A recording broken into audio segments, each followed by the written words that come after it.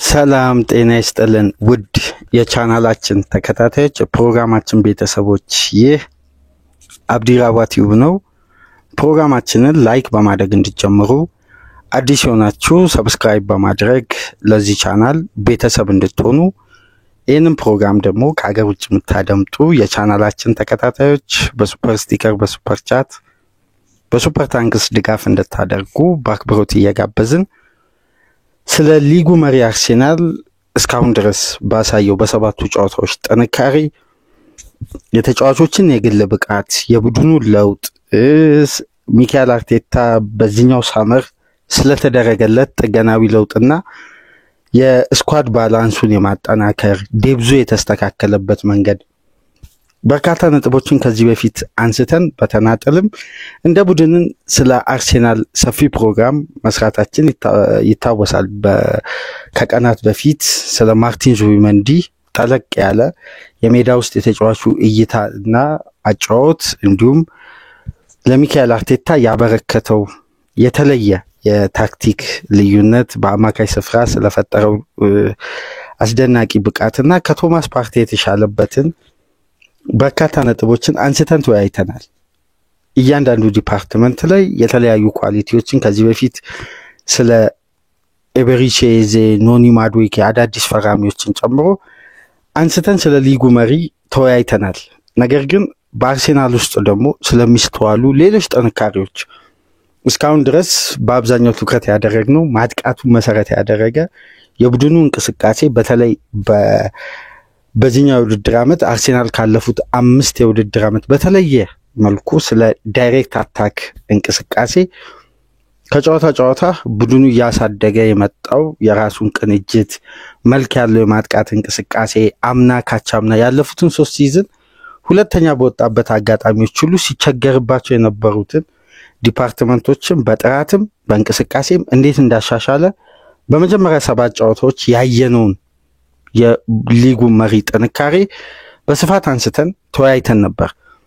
አሁን እስቲ አርሴናል በማጥቃቱ በኩል በዛ ደረጃ ጥንካሬው ከፍ ካለ የመከላከሉስ ጉዳይ በተለይ የሚካኤል አርቴታ ቡድን ከተወሰነ የውድድር ዓመት በኋላ ወደ አንድ ዳይሬክሽን ወደ አንድ መልክ ያለው ጠንካራ የተከላካይ መስመር መገንባት የሚካኤል አርቴታ ስትራቴጂ ሆኗል። በተለይ ይሄን የውድድር ዓመት ጨምሮ ያለፉትን 3 ተከታታይ የውድድር ዓመት አርሴናል ላይ የሚስተዋለው ትልቁ ጥንካሬ ቡድኑ ግብ ላይ ያስቆጥር ይችላል። ኤክስ ፋክተሩን ስላላስፈረመ ያለፉትን ዓመታት ሲተች ነበር። ነገር ግን ካለፉት ጊዜያት ከቡድኑ ጥንካሬና በዋንጫ ተፎካካሪነት እንዲቆይ ካደረጉ ምክንያቶች መካከል አርሴናል ግብ ያስቆጥር ግብ የማይገባበት ቡድን ሆኗል ስላለው የዲፌንስ ጥንካሬ። ዘንድሮ ደግሞ ሁለቱም ባላንስ ለማድረግ ያለው አቅም ላይ ማጥቃቱን በደንብ በነኢዜ በነማዱዌኬ ቪክተር ዮከሬስን በማምጣት በበለጠ አጠናክሮት ነው እንግዲህ ሁለቱም የሜዳ ክፍል መከላከሉ ማጥቃቱም ባላንስ ሆኗል ሲባል የቆየው። ነገር ግን እስቲ ስለ መከላከሉ ጥንካሬና ሌሎች ተፎካካሪ ክለቦች ስላላቸው የመከላከል ጥንካሬ እያነጻጸርን ሚካኤል አርቴታ በዚህ ደረጃ የአይደንቲቲ ለውጥ እንዲያደርግ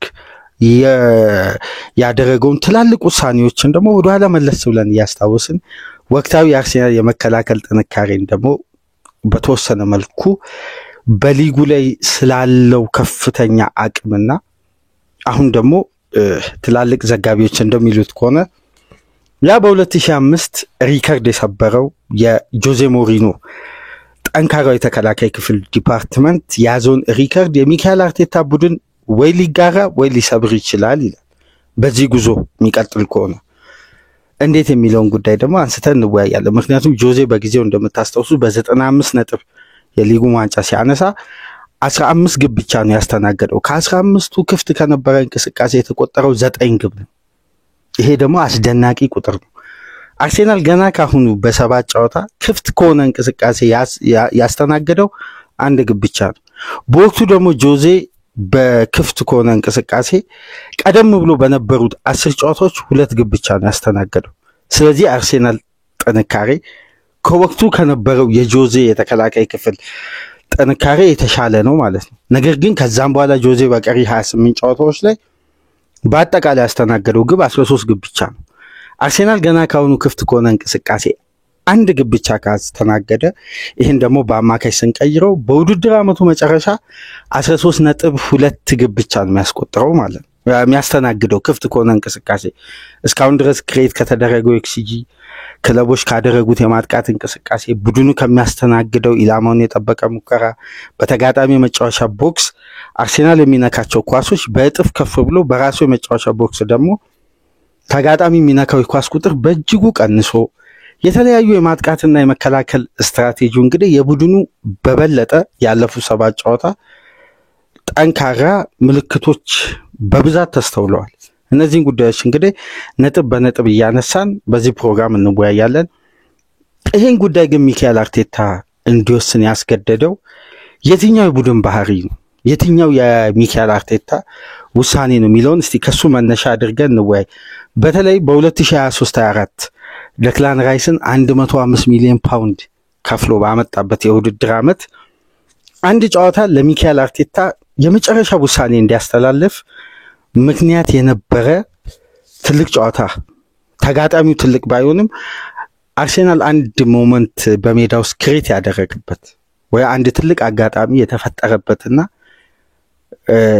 በአርሴናል ቤት ይሄ የማሸነፊያ ስፕሪት ከፍ ብሎ በዋንጫ ፉክክሩ ላይ እስከ መጨረሻ ድረስ እንዲሄድ ያስቻለ ትልቅ ጥንካሬና አእምሯዊ ዝግጁነትን የፈጠረ በውድድር ዓመቱ መሃል ላይ በፈታኝ ፊክስቸር መካከል የተደረገ ሌሎች ክለቦች ነጥብ ሲጥሉ የሚካኤል አርቴታ አርሴናል ያሸነፈበት ነገር ግን ከዛ ጨዋታ ትልቅ ትምህርት አርቴታ የወሰደበት እና ለውሳኔ በቃበት በቃ ከዚህም በኋላ የቡድኑ ዲፌንስ ስትራክቸር 100% መቀየር አለበት ብሎ ያመነበት ጨዋታ።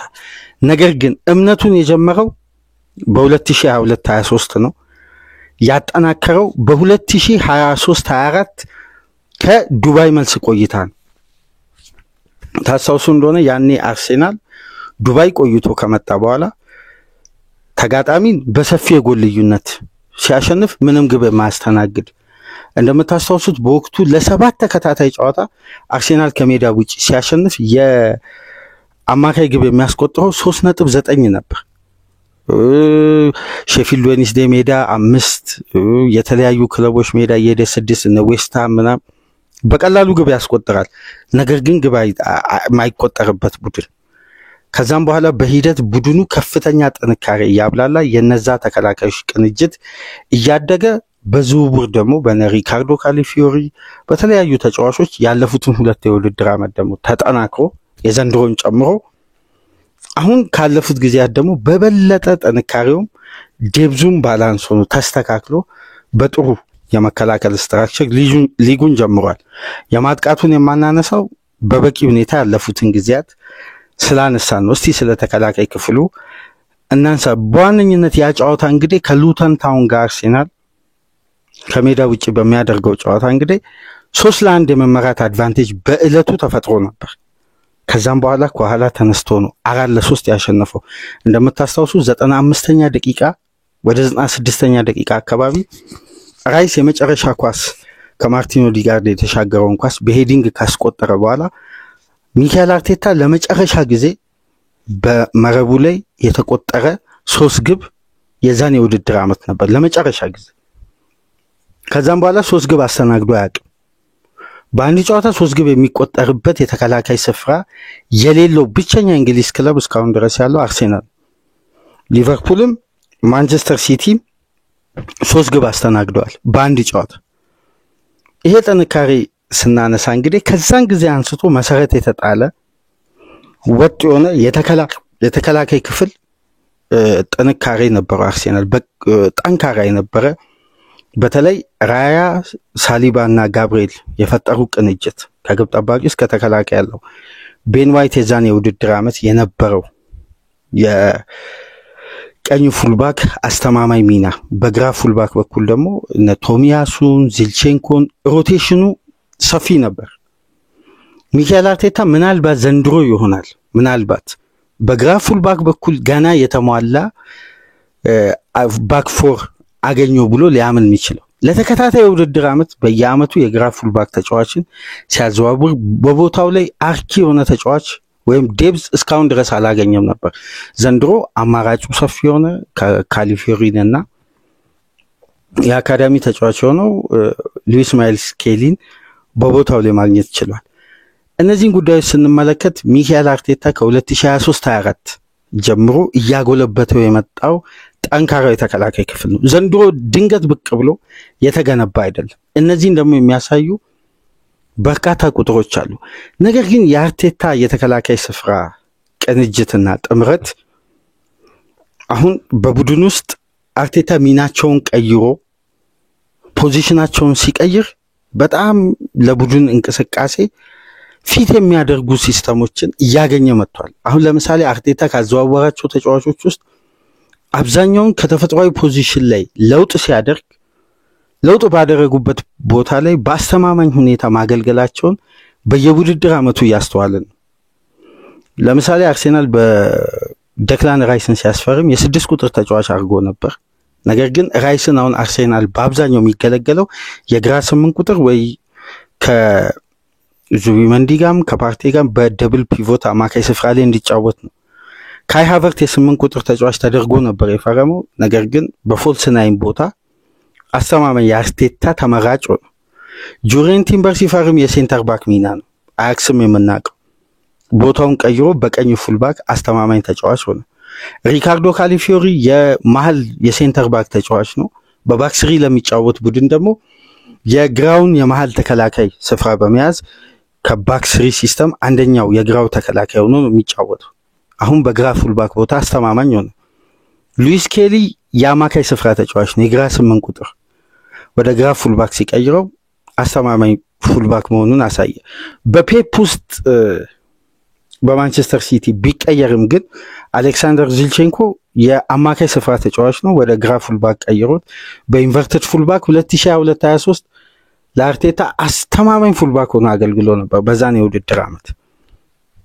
ቤን ዋይትን በብራይተን በሊድስ የምናውቀው ሴንተር ባክ ሆኖ ነው እና አልፎ እንደውም የ6 ቁጥር ተጫዋች ሆኖ በሊድስም አይተነዋል፣ በብራይተንም አይተነዋል። ነገር ግን አሁን ቀኝ ፉልባክ አርቴታ ሮቴሽን ሲያደርግ ተጫዋቾችን ከተፈጥሯዊ ፖዚሽን ሲቀይር የሚያገኘው አንድ የተለየ ሲስተምና ጥንካሬ አለ። ይሄን ነገር አስተውለናል በዘንድሮም ባለፉት የአርቴታ የቡድን ግንባታ።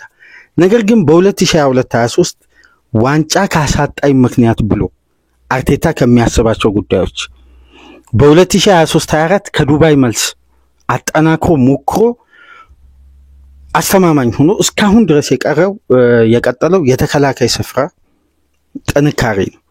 በዋነኝነት እንግዲህ በ2022-23 ከነበረው የአርሴናል ትላልቅ ጥንካሬዎች የትኛውም ቡድን ላይ ግብ ያስቆጥራል። ግብ ለማስቆጠር አይቸገርም። ነገር ግን በተቃራኒው አርሴናል 4 ግብ የሚያስቆጥር ከሆነ 2 ግብ የሚቆጠርበት፣ 2 የሚያስቆጥር ከሆነ 1 የሚቆጠርበት፣ በአማካይ ክለቡ ያስቆጠረው የግብ ማርጅን ልዩነት የሚቆጠርበት ቡድን ነበር። ስለዚህ ክፍት ከሆነ እንቅስቃሴ አርሴናል በተጋጣሚ መረብ ላይ ለምሳሌ በዛን የውድድር ዓመት 42 ግብ ሲያስቆጥር ክፍት ከነበረ እንቅስቃሴ የሚካኤል አርቴታ ቡድን ላይ 24 ግብ ተቆጥሯል፣ በግማሽ ማለት ነው። ከዛን የውድድር ዓመት በኋላ ቡድኑ እያሳደገ እያብላላ እያጠነከረ ከመጣቸው ትላልቅ የተከላካይ ስፍራ ጥንካሬዎች መካከል ክለቡ ግብ የሚያስቆጥርበትን መንገድ እንኳን የተከላካዮችን ኳሊቲና ቁመት ከሴት ፒስ በመጠቀም በተጋጣሚ መረብ ላይ አንድ ጌም ኦፍ ስቴት ለመጠቀም ሴት ፒስን እንደ አማራጭ መከተል ጀመረ። እንደምታስታውሱት የሴት ፒስ ግብ አርሴናል መቆጠር የጀመረው በ2023-24 ሁለተኛ ውድድር ዓመት ከጃንዋሪ ለመጀመሪያ ጊዜ በሊጉ በተወሰነው ውሳኔ መሰረት ክለቦች ለ21 ቀን ለ13 ቀን እረፍት የሚያገኙበት ከተደራራቢ ጨዋታ በኋላ በፈረቃ የሚያገኙበት እረፍት ነበርና በዛን ወቅት ከዱባይ ቆይታ በኋላ አርሴናል ራሱን የተሟላ ጥንካሬ ይዞ ቀርቦ ነው እንግዲህ ዋንጫውን በዛ ውድድር ዓመት ያጣው። አምናም በርካታ ክፍተቶች ጉለቶች ቢስተዋሉ ግን የተከላካይ ክፍሉን ጥንካሬ ክለቡ አላጣ። ታዲያ ለ3 ተከታታይ ዓመት በዚህ ጥንካሬ የቆየው ቡድን አሁን ደግሞ ዴብዙ በተለያዩ ተጫዋቾች በነ ክሪስቲያን ሞስኬራ በነፒሮ ሂንካፔ ሲጠናከር በበለጠ የአርሴናልን የተከላካይ ክፍል ጥንካሬ ልክ መግቢያችን ላይ እንዳነሳ ነው በወቅቱ የነበረውን የጆዜን ቡድን ያዘውን ሪከርድ አነስተኛ ግብ የማስተናገድ አቅምን ዘንድሮ አርቴታ ሪከርድ ሰብሮ ሊያጠናቅቅ ይችላል የሚለው ግምት እየሰፋ መጥቷል። ታዲያ የመከላከል ጥንካሬ ዋንጫ ያስገኛል ወይ የሚለውን በሌላ በኩል ደግሞ ምንመለከታቸው ጉዳዮች አሉ። እሱም በሌላ ፕሮግራም ይዘንላችሁ እንመጣለን። በዘንድሮ የውድድር ዓመት እስቲ ለምሳሌ አርሴናል ካደረጋቸው 7 ጨዋታዎች ውስጥ በአርሴናል ላይ ከፍተኛ ኤክስጂ ያስመዘገቡ ክለቦችን እንመልከት። ማንቸስተር ዩናይትድ 1.52 ኤክስጂ ክሬት አድርጎ ግን አንድም ግብ አላስቆጠረም። ሊድስ ምንም አይነት ኤክስጂ አላስመዘገበም ማለት ይችላል። የመጨረሻ ዝቅተኛውን ኤክስጂ ያስመዘገበው ሊድስ ነው 0.17። ኖቲንጋም ፎረስት በተመሳሳይ እንደ ሊድስ 0.21። ከዛ በመቀጠል ትንሽ በተሻሻለ ኤክስጂ ያስመዘገበው ለአንድ ጎል እንኳን ያልቀረበው ዌስትሃም ነው 0.49። ከሜዳ ውጭ ባደረጋቸው ጨዋታዎች ከሊቨርፑል ጋር 0.52፣ ከማንቸስተር ሲቲ ጋር በነበረው ጨዋታ 0.87። የሚካኤል አርቴታ ቡድን በአምስቱ ትላልቅ ሊግ ብቸኛ ክለብ ነው ከአንድ ጨዋታ በላይ ከአንድ በላይ ኤክስጂ ያላስተናገደ። አንደኛ በአምስቱ ትላልቅ ሊግ ብቸኛ ቡድን ሆኖ እንዲቀመጥ አስችሎታል። ይሄ ጥንካሬ እስቲ ያኔ የሉተን ታውን ጨዋታ 3-4 ሲጠናቀቅ የሚካኤል አርቴታ ቡድን ለመጨረሻ ጊዜ በራሱ መረብ ላይ 3 ግብ ያስተናገደበት ጨዋታ የመጨረሻ የ3 ግብ የተቆጠረበት ጊዜ ነበር ካልን ከዛ ጊዜ አንስቶ እስከ መጨረሻ ጨዋታ ድረስ ዌስትሃምን እስከሚያሸንፍበት ጨዋታ ድረስ ያሉትን ሪከርዶችን እስቲ አንድ በአንድ እንመልከት። ለምሳሌ በክሊንሺት ደረጃ ከዛች ጨዋታ አንስቶ ሚካኤል አርቴታ እንደ ቡድን አርሴናል 35 ጨዋታ ክሊንሺት ጠብቋል። 35 ጨዋታ። የተፎካካሪ ክለቦችስ የሊቨርፑል እና የማንቸስተር ሲቲ 26 እና 29 ጨዋታ ብቻ ነው ክሊንሺት የጠበቁት። አርቴታ ከሊቨርፑል በ9 ጨዋታ ከማንቸስተር ሲቲ በ6 ጨዋታ ይበልጣል ማለት ነው መረቡን ባለማስደፈር። አንድ ግብ በማስተናገድስ የሚካኤል አርቴታ ቡድን 31 ጊዜ፣ ከዛ በመቀጠል ሊቨርፑልም 31 ጊዜ አንድ ግብ ብቻ አስተናግዷል። ማንቸስተር ሲቲ 32 ጊዜ። ሲነጻጸር ከሊቨርፑል ጋር እኩል ይሆናል፣ ከሲቲ ይበልጣሉ ሁለቱም። ሁለት ግብ በማስተናገድስ የአርቴታ ቡድን 16 ጨዋታ ላይ 2 ግብ አስተናግዷል። ከዛን ጊዜ አንስቶ ሊቨርፑል 18 ጨዋታ፣ ማንቸስተር ሲቲ 18 ጨዋታ። ስለዚህ በዲፌንሲቭ አክሽን በኩል የሚያስተናግዱት የግብ ቁጥር ራሱ የሚካኤል አርቴታ ቡድን አነስተኛ ግብ ነው የሚያስተናግደው። እዚህ ጋር ስንመለከት 3 ግብ ማስተናገድስ አርቴታ ለመጨረሻ ጊዜ 3 ግብ ያስተናገደው በሉተን ታውን ጨዋታ ነው። ከዛም በኋላ 3 ግብ አልተቆጠረበት በሜዳውም ከሜዳውም ውጪ አንድ ጊዜ ብቻ። ሊቨርፑልስ 8 ጊዜ፣ ማንቸስተር ሲቲስ 5 ጊዜ። ከዛን ጨዋታ በኋላ ምን ያክል የአርቴታ ቡድን እንዳደገ ነው እዚህ ጋር የምንመለከተው። 4 ግብ በማስተናገድስ አርሴናል ከዛን ጊዜ አንስቶ 4 ግብ አስተናግዶ አያውቅም። ሊቨርፑልም በተመሳሳይ። ማንቸስተር ሲቲ ግን 2 ጊዜ አስተናግዷል 4 ግብ። 5 ግብ በማስተናገድስ አርቴታ ምንም 5 ግብ አልተቆጠረበትም በመረቡ ላይ። ሊቨርፑልም በተመሳሳይ። ማንቸስተር ሲቲ ግን አንድ ጊዜ 5 ግብ አስተናግዷል። ስለዚህ ከጊዜ ወደ ጊዜ ስንመለከት የአርቴታ አማካይ ቡድኑ የሚያስተናግደው የግብ መጠን ከነክሊንሺቱ ከሚያስተናግደው ኤክስጂ ከሚደረግበት ሙከራ በሱ የመጫወቻ ክልል ውስጥ ከሚነኩ ኳሶች መነሻ በማድረግ በአንድ ጨዋታ እንኳን አንድ ግብ የማስተናገድ ቻንሱ በኤክስጂ ሲተሰላ 0.52 ነው። በጣም ዝቅተኛ ነው ለአንድ ግብ ያልቀረበ። ሊቨርፑልን ብትመለከቱ 0.79፣ ማንቸስተር ሲቲን ደግሞ ስትመለከቱ 1.1። ስለዚህ ሲቲ ላይ የመቆጠር እድሉ ሰፊ ነው። ነገር ግን በዘንድሮ የውድድር ዓመት ደግሞ ከተመለከትን ሊቨርፑል በአራት ጨዋታ ሁለት ግብ በአራት ጨዋታ 2 ግብ አስተናግዷል። ሁለት ግብ በዘንድሮ የውድድር ዓመት ብቻ በአራት ጨዋታዎች ላይ 2 ግብ በተደጋጋሚ ተቆጥሮበታል። ስለዚህ 8 ግብ በአራት ጨዋታ ሊቨርፑል አስተናግዷል ማለት ነው። ማንቸስተር ሲቲ ደግሞ 2 ጊዜ 2 ግቦች ተቆጥሮበታል። እነዛ ሁለት ግቦች ደግሞ ሲቆጠሩ የነበሩት የዲፌንሲቭ አክሽኖች ደግሞ በየጨዋታው ከተመለከትን ሊቨርፑል ለነዛ ሁለት ግብ መቆጠር ክሬት የተደረገው የኤክስጂ መጠን በጣም አነስተኛ ነው፣ ግን ግቦች ተቆጥሯል። ስለዚህ ክለቦች ቢግ ቻንስ ክሬት ያድርጉ እንጂ ሊቨርፑል ላይ ያስቆጥራሉ። ማንቸስተር ሲቲም በተመሳሳይ ቢግ ቻንስ ክሬት ይደረግ እንጂ ማንቸስተር ሲቲ ላይ ይቆጠራል። አርሴናል ግን አንድ ቢግ ቻንስ ለማስተናገድ በትንሹ 138 ደቂቃ ይፈጅበታል። የአርቴታ ቡድን ላይ አንድ ክለብ ቢግ ቻንስ ክሬት ለማድረግ ለምሳሌ ለአራት ተከታታይ ጨዋታ የሚካኤል አርቴታ ቡድን ቢግ ቻንስ ሳያስተናግድ ወጥቷል። ለአራት ተከታታይ ጨዋታ። ይሄ ደግሞ በዘንድሮ የውድድር ዓመት ብቻ ሳይሆን አምና የሚካኤል አርቴታ ቡድን ከሴት ፒስ ግብ እያስቆጠረ ክሊንሺት እየጠበቀ በሊጉ አብዛኛውን ክሊንሺት ጠብቆ ያጠናቀቀው ቡድን አርሴናል ሆኖ ነገር ግን በ190 ደቂቃ በአማካይ 0.68 ቢግ ቻንስን የሚያስተናግድ ቡድን ነበር። ዘንድሮ ለአራት ተከታታይ ጨዋታ እንኳን በኤክስጂ የማይሰላ ዜሮ የሆነ ቢግ ቻንስ ነው የሚያስተናግደው። ይሄ ማለት ቡድኑ ከጊዜ ወደ ጊዜ የመከላከል ጥንካሬው ምን ያክል እያደገ እንደመጣና ዘንድሮ ካለፉት ዓመታት በበለጠ ጠንካራ የመከላከል ስትራክቸር እንዳለው የሚያሳየው። በተናጠል እስቲ የተጫዋቾችን አስተዋጽኦ ብንመለከት በሊጉ በዚህን ሰዓት የተዋጣለትን ታክል ከተከላካዮች በማሳካት አንደኛ ደረጃ ላይ ያለው ታይሪክ ሚቼል ነው የክሪስታል ፓላሱ በ27 ስኬታማ ታክል። ከሱ በመቀጠል የሚገኘው የአርሴናሉ ቀኝ ፉልባክ ጁሬን ቲምበር ነው። ምክንያቱም ዲፌንሲቭ አክሽን ላይ አግሬሲቭ የአንድ ለአንድ ግንኙነቶች የማሸነፍ ቴክኒካሊ የቡድኑን ፍሎ ከመጠበቅ ይልቅ ታክቲካሊ የቡድኑ ዲፌንስ ባላንስ እንዲያደርግ ነው የሚፈለገው። በተለይ በደንብ አስተውላችሁ ከሆነ አማካዩን እንዲረዳ የሚገባው ካሊፊዮሪ እንጂ ቲምበር አይደለም። ቲምበር የባክስሪ ስትራክቸርን ይዞ እዛው ፖዚሽናል ሆኖ እንዲጫወት አርሴናል በጣም በሚያጠቃበት ወቅት ሄዶ ሳካን ያግዛል እንጂ አማካዩን እንዲረዳ እንዲገባ አይፈልግም።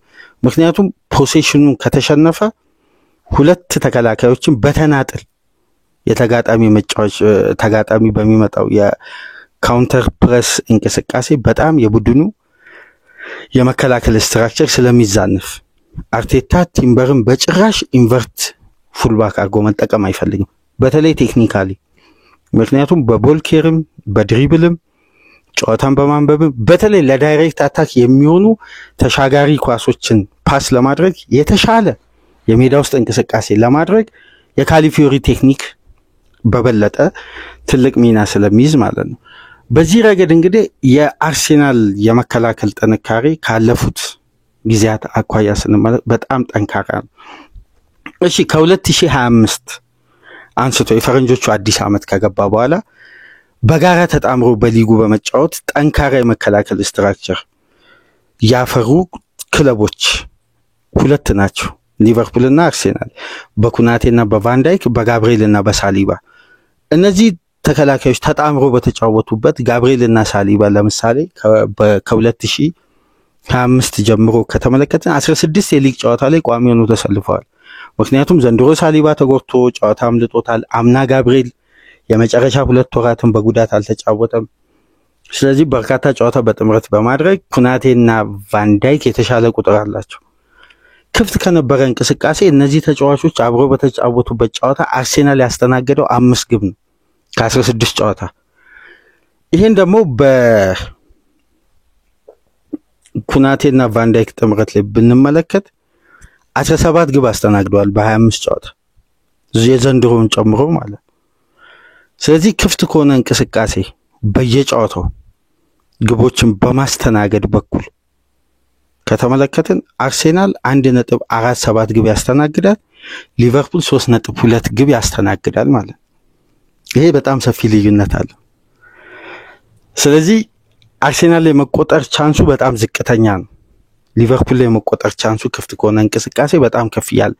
የዘንድሮ ጥንካሬ ግን ለየት የሚያደርገው ካለፉት የውድድር ዓመት አንስቶ እስከ ዛሬ ድረስ ባለው እስከ የሊጉ የመጨረሻ 7ኛ ሳምንት ድረስ ባለው ምን ያክል የአርሴናል የተከላካይ ክፍል የተረጋጋና ከስተት የጸዳ እንደሆነ ምንመለከትበት ትልቅ አንድ ቁጥር አለ በተጫዋቾች ስተት በሚቆጠር ግብ በማስተናገድ በክለብ ደረጃ አርሴናል ከ2024-25 አንስቶ እስከ ዘንድሮ የውድድር ዓመት ድረስ በተከላካይ ስተት ያስተናገደው ግብ አንድ ግብ ብቻ ነው በሊጉ ብቸኛ የተከላካይ ክፍል በተከላካይ ስተት አርሴናል እስካሁን ግብ ያስተናገደው አንድ ግብ ብቻ ነው ነገር ግን ኖቲንጋም ፎረስት 5 ግብ በርንማውዝ 6 ግብ ሊቨርፑል 9 ኒውካስል 9 ወልቭስ 9 ብሬንፎርድ 9 ክሪስታል ፓላስ 9 ማንቸስተር ሲቲ 14 ቼልሲ 18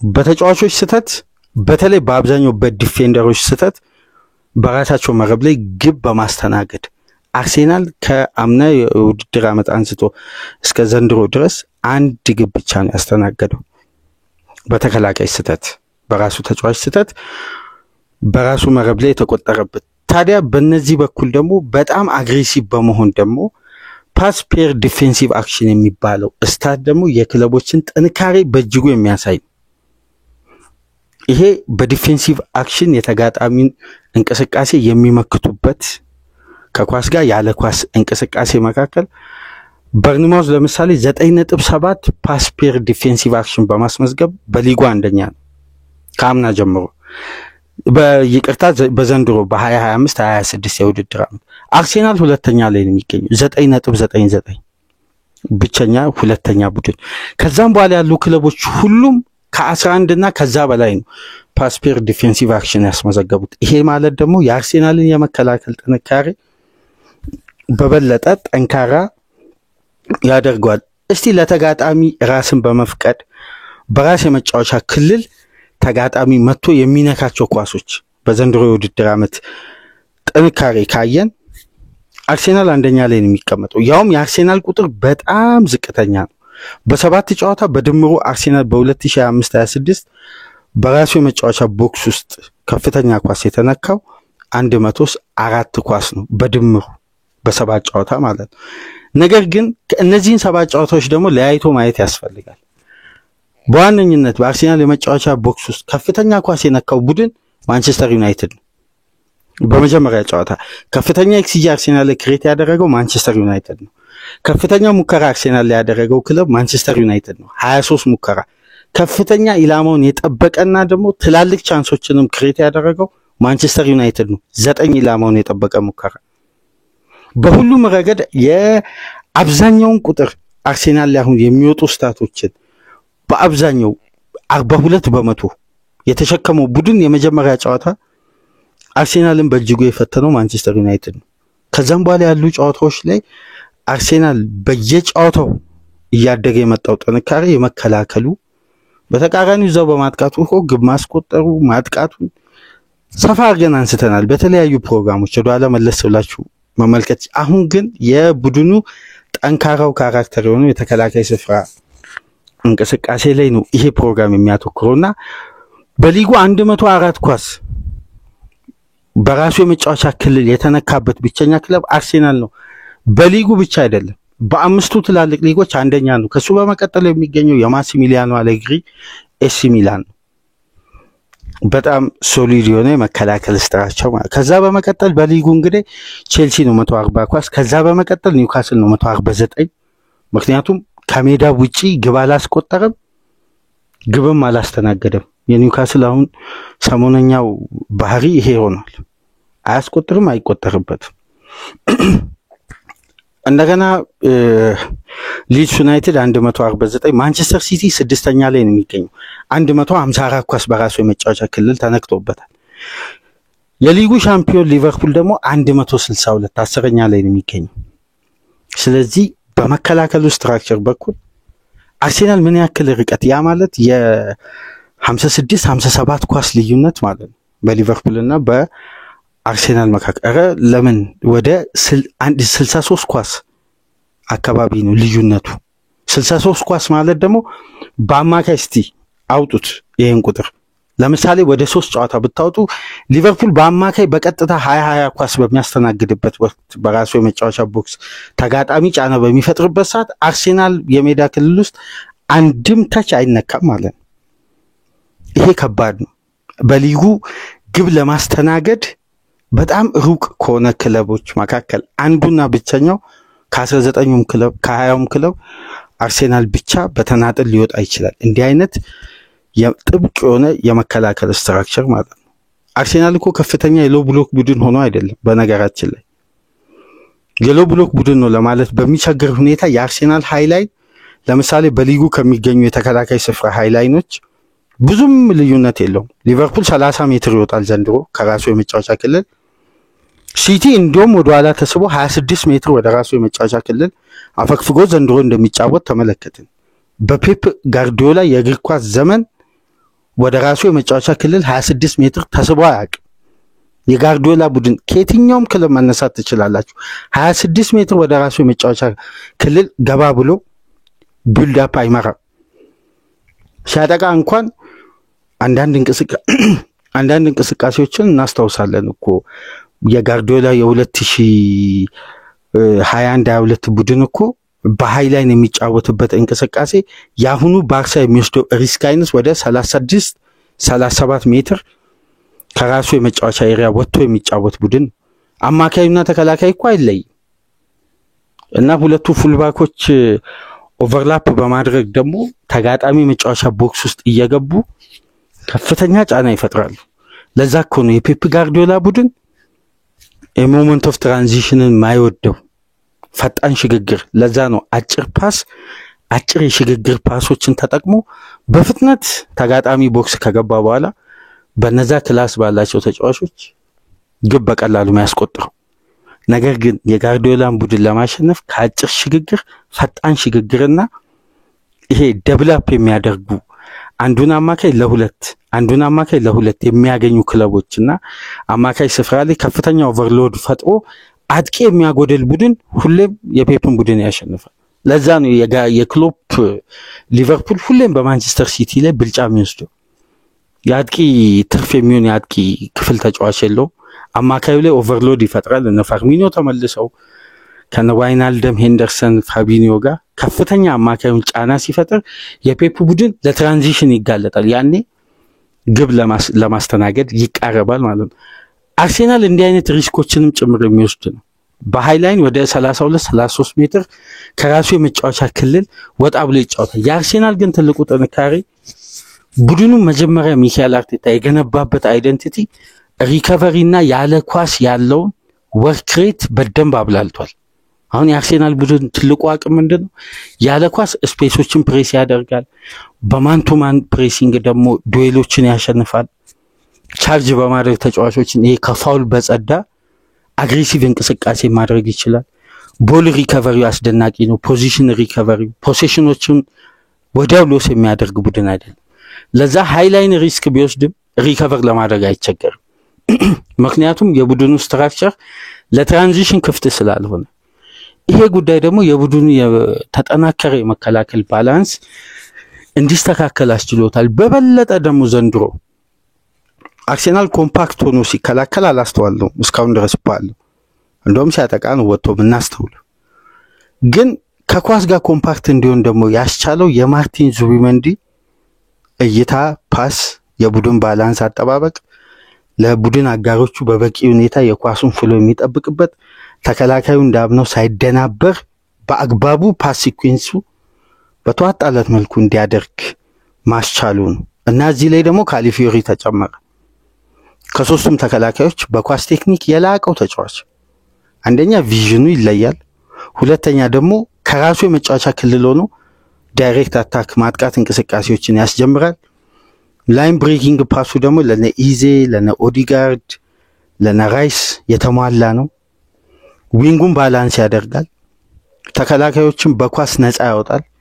ይሄ ሲታገዙበት እንግዲህ የአርሴናል ተከላካይ ያለ ኳስ ኮምፓክት ከመሆን ይልቅ ከኳስ ጋር ያለው ዲፌንሲቭ እንቅስቃሴ ሻርፕ እንዲሆን ወይም መልክ እንዲይዝ አስችሎታል። በመጨረሻም እንግዲህ አንድ የምንመለከተው ቁጥር አንድ ትልቅ ቁጥር እዚህ ጋር ላንሳላችሁ። ይሄ ቁጥር ምናልባት ያለፉትን ሻምፒዮኖችን የሚያስታውስ አርቴታ ደግሞ ባለፉት ዓመታት ሻምፒዮን ከሆኑ ቡድኖች ደግሞ በጣም በከፍተኛ ርቀት ትላልቅ ጥንካሬዎች ያሉት ነገር ግን በውጤት ያልታገዘ ጥንካሬ ዘንድሮ የቀጠለ ዘንድሮ በበለጠ ተጠናክሮ ሊቀጥል የሚችል ስታት እንዳለ ደግሞ አንድ የወቅታ ቁጥር እዚህ ጋር በስፋት ያነሳ ያለፉትን 8 የውድድር ዓመት ሁለት ቡድኖች ብቻ ዋንጫ አንስተዋል። 6 ጊዜ ማንቸስተር ሲቲ፣ 2 ጊዜ ሊቨርፑል። እነዚህ ቡድኖች ከያዙት የዲፌንሲቭ አክሽን እና ካራክተር በመነሳት ለምሳሌ ያለፉትን 8 የውድድር ዓመት የሊጉ ሻምፒዮኖች በአቨሬጅ በአማካይ በየጨዋታው 0.819 ግብ ያስተናግዳሉ። በሙሉ የውድድር ዓመት ደግሞ 31.12 ግብ ያስተናግዳሉ። ይሄን ደግሞ በኤክስጂ ስንቀይር በአማካይ በየጨዋታው 0.826 በ90 ደቂቃ ውስጥ ኤክስጂዎችን ያስተናግዳሉ። 31.39 በአመቱ መጨረሻ ኤክስጂ እነዚህ ሻምፒዮኖች ላይ ግብ ይቆጠራል። ባለፉት 8 የውድድር ዓመት ነው ማለት 8 ሲዝን ሙሉ አቨሬጁ ይሄ የሊጉ አቨሬጅ ሲወጣ አርሴናል ካለፉት ደግሞ ከ2023-24 እስከ 7ኛው ሳምንት ድረስ ባለው የዲፌንሲቭ ስትራክቸር ደግሞ ከተመለከትን በውድድር ዓመቱ ሙሉ በየጨዋታው የሚቆጠርበት የግብ ብዛት በዚህ ስታንዳርድና ስታት የሚቀጥል ከሆነ 0.429 8 ዓመት ሻምፒዮና ከሆኑ ቡድኖች በበለጠ ሳይሆን በግማሽ ያንሳል ማለት ነው። አርሴናል አንድ ግብ አያስተናግድም ማለት ነው። እነዛ ክለቦች በአማካይ አንድ ግብ የማስተናገድ ቻንሳቸው በጣም ከፍተኛ ነው ማለት 0.81 ማለት ለአንድ የቀረበ ነው። እዚህ ጋር ግን ለግማሽ ግብ እንኳን አይቀርብም 0.429 በየጨዋታው። በአመቱ ደግሞ ሲሰላ በመጨረሻ ሲዝን አርሴናል 13.9 ግብ ነው የሚያስተናግደው ይላል። ይሄ ማለት የ2005ቱ የጆዜ ሞሪኖ ቡድን ካስተናገደው 15 ግብ ያነሰ ያስተናግዳል ነው የሚለው የዘንድሮን አጀማመር። እዚህ ጋር ነው መግቢያ ላይ ያነሳሁት ከዚህ መነሻ ነው። ያን የጆዜ ሞሪኖን ምርጡን የተከላካይ ስፍራ ጥንካሬን አርቴታ በተሻለ ሪከርድ ሊያጠናቅቅ ይችላል። በኤክስጂ ደግሞ በአመቱ መጨረሻ ያለፉት 8 ዓመት ሻምፒዮና የሆኑት ቡድን 0.826 ነው በየጨዋታው ኤክስጂ የሚያስተናግዱ 31.39 በአመቱ መጨረሻ። አርቴታ ግን በዚህ ጥንካሬ ከቀጠለ 0.627 ከነዛ ክለቦች አሁንም ኤክስጂ ያንሳል 23.83 ኤክስጂ ነው የሚያስተናግደው ይላል። ለ13.9 ግብ ያማት 14 እንበለው 23.89ን 24 ኤክስጂ እንበለው። ስለዚህ አርቴታ በዚህ ጠንካራ የመከላከል ስትራክቸሩ ግብ የማስቆጠር አቅሙ ካልቀነሰ በቀር ይሄ ተከላካይ ስፍራ ግንባታ ከ2023-24 አንስቶ ማምጣቱ ቀጣይነት ሊኖረው እንደሚችል ዋስትና ይሰጣል። የተጫዋቾች ጉዳት አያሳስብም፣ ዴብዞ አያሳስብም፣ ባላንሱ አያሳስብም፣ አርቴታ ታክቲኩ አያሳስብም። ስለ ተከላካይ ክፍል እዚህ ላይ ነው ደግሞ እኮ ደጋፊ የሚማረርበት ሚካኤል ሜሪኖን አማካይ ስፍራ ላይ እየጨመረ የሚጠነቀቀው እዚህ ጥንካሬ ላይ መጀመሪያ የራስን መረብ አለማስደፈር ነው የሚካኤል አርቴታ ሳይንስ። ከዛን እዛ እናስቆጥራለን። አሁን ጥራታችን ተስተካክሏል ይመስላል የአርቴታ እምነት። ምክንያቱም ግብ እንደማይቆጠርበት እያረጋገጠ ነው። አሁን ከጊዜ ወደ ጊዜ ራያ ተከታታይ አመት ክሊንሺት በመጠበቅ ውጤታማ ግብ ጠባቂ ነው። የሳሊባ ኮንሲስታንሲ ያለ ካልተጎዳ፣ ጋብሪኤል ከኋላ መስመር ያለው ሊደርሺፕነት፣ አሁን ደግሞ የካሊፊዮሪ ቴክኒክ ተጨመረ። ቲምበር ከአንድ አመት ሙሉ የጉዳት የኤሲኤል ጉዳት አገግሞ አሁን በሙሉ ለእያንዳንዱ ጨዋታ ተከታታይ በሆነ ወጥ በሆነ የመከላከልና አስደናቂ ቡድን እንቅስቃሴ እንደቀጠለ ነው። እዚህ ላይ እንግዲህ ቤን ዋይት የቲምበር ተተኪ ነው። ሉዊስ ኬሊ የካሊፊዮሪ ተተኪ ነው። ያኮቭ ኪቪዮር አልኩኝ ወደ ፖርቶ ተዘዋውሯል። ይሄ ተጫዋች ፒሮ ሂንካፔ የጋብሪኤል ማጋሌሽ ተተኪ ነው። ከፍ አድርገን ካሰብን የሌቨርኩዘኑ ፒሮ ሂንካፔ አርሴናል ቤት የሚደገብ ከሆነ በማይተናነስ ብቃት ማለት ነው። ይሄን የምንልበት ምክንያት ከዙብሩ መጠናቀቅ በኋላ ወደ ኋላ መለስ ብላችሁ አንድ የሰራነው ሰፊ ፕሮግራም አለ። የዚህን ተጫዋች አቅም የዚህ የቀድሞ የሌቨርኩዘን ተጫዋች አሁን ደግሞ የክሪስቲያን ማስኩዌራ አስተማማኝ ብቃት በትላልቅ ጨዋታዎች ጭምር ተስተዋለ። ምንም እንኳን ኒውካስል ጨዋታ ላይ አንድ ኳስ ስህተት ቢሰራም ግን የተጫዋቹ አቅም ታውቋል። ገና የ1 ዓመት ተጫዋች ነው። ለሳሊባ አስተማማኝ ተተኪያል። ስለዚህ ዲፌንሲቭ ስትራክቸር በተገነባበት ቅርጽ ባላንሱን ሳይስት ያውም ያለ ስህተት ከ2024-25 በተከላካይ ስህተት አርሴናል ብቻ ነው አንድ ግብ ያስተናገደው። ሌላው ክለብ ሁሉ 5 እና ከዛ በላይ እነ ሊቨርፑል 9 ሲቲ 14 ቼልሲ 18 ግብ። ስለዚህ ማረጋጋትም ኮንሲስተንሲም ጥንካሬም ሁሉንም የተከላካይ ባህል የያዘው ቡድን አርቴታ ነው ማለት የአርቴታ አርሴናል ነው። ስለዚህ የመከላከል ጥንካሬ ሊጉ ዋንጫ ያስገኛል ወይ የሚለውን ጥያቄ ደግሞ በሌላ ፕሮግራም እንመልሳለን። ነገር ግን ባለፉት 8 ሲዝን ከተመለከታችሁ ደግሞ ማጥቃት አማራጭ የሌለው ዋንጫ የሚያስገኝ ጉዳይ መከላከል በቂ እንዳልሆነ ብዙ ማረጋገጫዎች ወጥተዋል። ለምሳሌ በ2018-19 የፔፕ ጋርዲዮላ ቡድን ዋንጫ ሲያነሳ ከፍተኛ ክሊንሺት ያስመዘገበው ቡድን ሊቨርፑል ነው። 19 ጨዋታ ግብ አልተቆጠረበት። የፔፕ ጋርዲዮላ ቡድን ግን ከፍተኛ ቁጥር ያለውን ግብ አስቆጥሯል። እቺን ሐሳብ ለመነሻነት ያዙና በሌሎች ፕሮግራም እንወያያለን። ላይክ ማድረጋችሁ እንዳትረሱ። ላይክ ስታደርጉ የዚህን ፕሮግራም ተደራሽነት ከፍ ያደርጋል። ላይክ እንድታደርጉ አዲስ ከሆናችሁ ደግሞ ሰብስክራይብ ያደረጋችሁ ለቻናላችን ቤተሰብ እንድትሆኑ ይሄንን ፕሮግራም ደግሞ ከሀገር ውጭ የምታደምጡ በሱፐር ስቲከር፣ በሱፐር ቻት፣ በሱፐር ታንክስ ድጋፍ አድርጉ። በቼልሲና በሊቨርፑል ከወዲሁ በጥብቅ እየተፈለገ የሚገኘው ስለ አንቷን ሴሜኒዮ ስለዚህ ጋናዊ አስደናቂ ተጫዋች ብዙ ምንላችሁ ነገር አለ።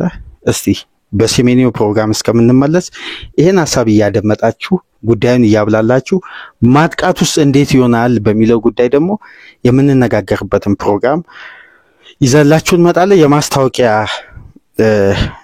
በመጨረሻም አንድ ማስታወቂያ ለአድማጮች ለመግለጽ በኔና በአባ መካከል በአርነ ስሎት ዙሪያ የሚደረገው ክርክር ወይ ቅዳሜ ወይ እሁድ ንጋት ወደ እናንተ ይደርሳልና ያንን ፕሮግራም ከወዲሁ እንድትጠብቁ በአክብሮት ለመጋበዝ ነው። ፕሮግራሙ ተሰናድቶ ሁሉም ነገር ተጠናቋል። እንግዲህ ወደ እናንተ የሚደርስበትን ቀን እየመረጥን ነው የምንገኘው። ይዘንላችሁ እንመጣለን። ሰላም ቆዩ።